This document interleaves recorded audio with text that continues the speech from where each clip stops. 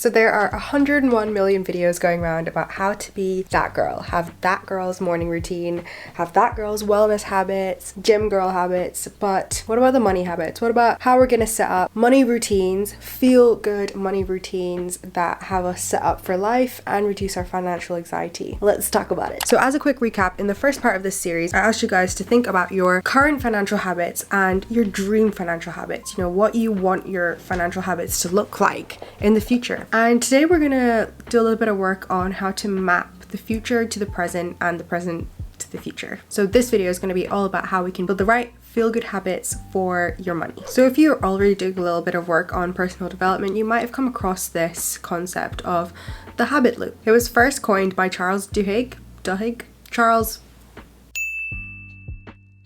in 2012 in his book The Power of Habits. James Clear in Atomic Habits also talks about this concept, and it's become more popular because of it. Basically, the habit loop is the science behind all of our habits, how our brain works and how we function and do things day to day, the good and bad. It's the psychology behind how our minds learned how to drive, walk, brush our teeth, go to bed, wake up, and do loads of things with minimal brain power and basically live efficiently. It means that we have loads of habits or learned behaviors, but our brain doesn't really know the difference between the good ones and the bad ones. Our brain's just kind of allowing us to do them efficiently without thinking. So that's why in part 1 of this series, I had you write down your current financial habits and how they make you feel. And the reason you might have clicked on this video is because they maybe don't make you feel so good right now, and you're now aware of that. So here's how we're essentially going to try and change that little by little. So the habit loop is formed out of 3 main elements: the cue, the routine, and then the reward. The cue is triggered by 5 things: time, feeling, location, what you see around you, and who is around you. The cue could also be like a preceding event or something that happens just before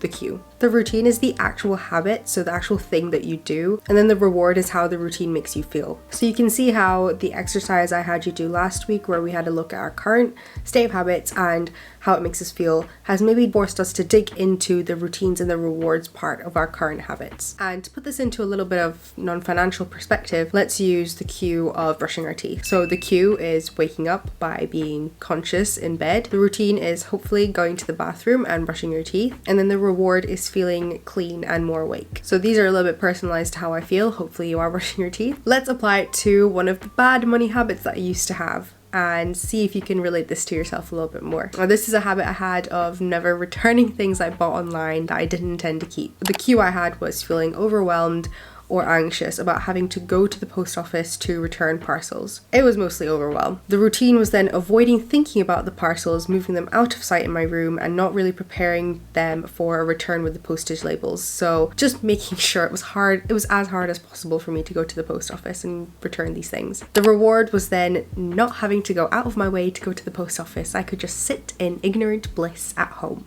And of course, the reward isn't even a bad thing. It's not like it's like harming me, and it doesn't always have to be a bad thing, but the routine was not doing me favors financially. The whole reason you have these habits is because the reward probably most likely gives you some form of dopamine or a really nice feeling or a comfortable feeling. So it was almost habitual for me to go straight to avoidance whenever I needed to do something that involved going to the post office. And I would stick my head in the sand when I felt overwhelmed or anxious, and the reward was just not having to address why I felt that way. It was the comfort of ignorant bliss. The key thing in trying to alter these habit loops and essentially try and break them, stop them in their tracks, is recognizing each of these 3 elements. So pause the video, pick one of the habits that you picked up in the last video that doesn't make you feel so great, and write down the cue, the routine, and the reward for it. Have a real think, pause the video for as long as you need to, and be as specific as you can with each element of the habit loop. For the cue, really think about the location you're feeling, who you're with, where you are, what time of day it is, what you see around you, even what kind of, what time of week or year it is, and complete this sentence. When I,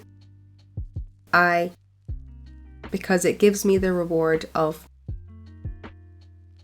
And the reason I had you write down how your current habits make you feel is because that is usually the reward. So being honest with yourself in that sometimes bad habits can make you feel good. It's the point of why they're habits will really help with this exercise, because bad habits make you feel good in the short term, but good habits make you feel good in the long term. Now, obviously, this is the hardest part of this whole thing, breaking the actual habit loop. And this is, to me, becoming that financial girl by breaking these habit loops and replacing them with good ones. Because sometimes we've been doing these bad habits for so long, subconsciously, unknowingly, without realizing that they may be the cause of our bad financial habit. So we're going to focus on the ones that you already wrote down in part 1 of this series and changing up either the cue, the routine, or the reward in breaking up this habit loop. So if your cue is related to being in social settings and therefore overspending with your friends, try and think about how you can alter that environment and either, have more nights in, maybe half the amount of times you are in those social settings, reducing the chance or probability of you having to overspend with your friends, or limiting how many times you go out.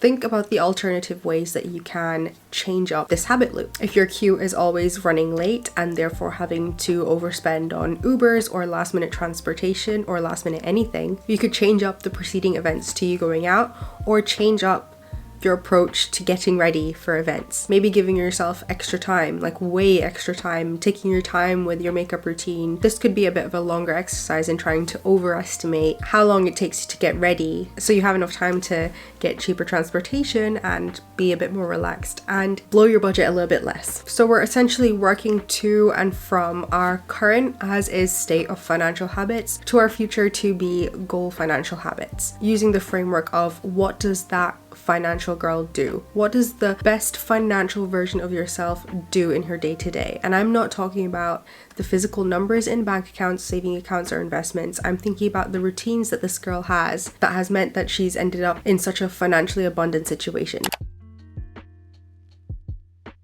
Now let's bucket these financial it girl habits into automated and non-automated. Automated habits take anything to do with your willpower out of the equation, which is really handy, and completely hacks the habit loop because it requires almost little to no change from yourself and very little effort. You just have to front load all the decision making and all the tiny bits of effort, and then things will just happen and money will be saved right under your nose. So if your current habit is that you never have the money to save, you can't find the money to save because you overspend in other ways, step 1 is opening a secondary savings account, which is almost 90% of the effort because that's the most annoying thing to do. And step 2 is just creating a standing order from your main current account, which your salary gets paid into the secondary account you've just opened, starting with the smallest number that you can afford to put away. And this standing order will take the money out on the day you get paid. So these 2 steps are usually the biggest layers of friction for people. And friction is what usually keeps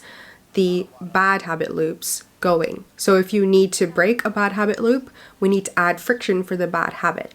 If the bad habit is overspending and spending more than you can afford or more than you get, then the layer of friction is going to be adding that automation for your savings to come out as soon as the salary hits your bank account so that there's no money to overspend. And then the good habit here and the automated habit is the money, directly, instantaneously going into your savings account without you having to do it. So for the good habits, we make them as easy as possible and remove all the friction. And the same thing applies to investing because there are standing orders that auto invest your money that exist in stocks and shares ISAs. Now, because my willpower was completely unreliable, I automated my spending habits as well, using pots on the digital bank where a certain percentage of my salary goes into my Monzo account, and that is just my spending money. I have one for shopping and socializing and one for much larger expenses that come out once or twice a year. And to front load all this effort, pick a day that you're going to be most motivated to do this. So maybe payday weekend. You can set a few hours aside on payday weekend to,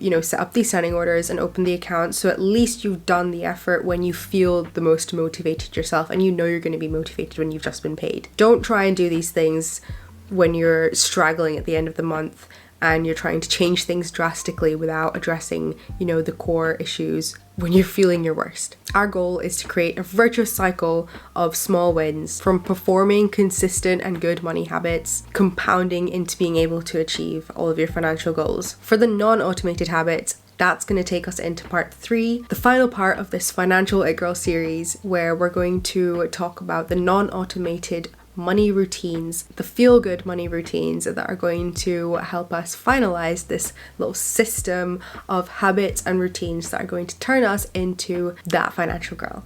So Thank you for watching, and I hope that you've had a deeper look into your financial habits and how you can break those habit loops to replace them with better habits, add some friction for the bad ones, and remove the friction for the good ones. I'll see you next week for our final part. I'm super excited to share with you because we got some freebies coming. So thanks for watching, and I'll see you guys soon.